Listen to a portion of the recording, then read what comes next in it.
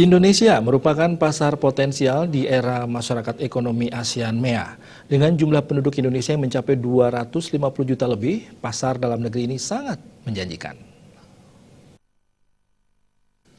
Negara-negara ASEAN termasuk Indonesia merupakan pasar potensial. Dengan jumlah penduduk yang paling besar, pasar Indonesia diprediksi akan menjadi rebutan pebisnis maupun tenaga kerja dari negara lain.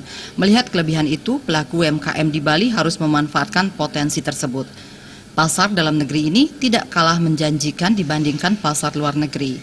Menurut pengusaha lokal Bali Niluh Jelantik, UMKM terlebih yang berorientasi ekspor dapat memaksimalkan penjualan di dalam negeri terlebih dahulu karena pasar Indonesia merupakan pasar potensial. Era MEA merupakan era keterbukaan dan persaingan bisnis menjadi ketat karena pebisnis tidak hanya berasal dari Indonesia tetapi juga berbagai negara di ASEAN yang berusaha menguasai pasar Indonesia. Pengusaha lokal wajib mempersiapkan diri dengan meningkatkan kualitas produk, barang, dan jasa, serta menggunakan kecanggihan teknologi informasi dalam promosi. Akan ada kemungkinan usaha-usaha lain yang dengan bidang usaha yang sama akan datang ke sini.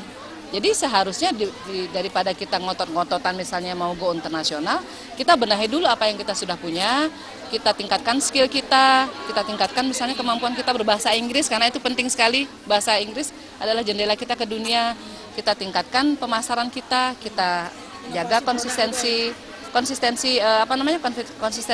kualitas produk yang kita hasilkan, plus kita juga harus inovatif, kita harus buka mata dan telinga dengan perkembangan teknologi. Pengusaha lokal yang berada di tengah-tengah pasar potensial terbesar Asia Tenggara menghadapi tantangan untuk menguasai pasar dalam negeri sendiri. Riase, Bali TV.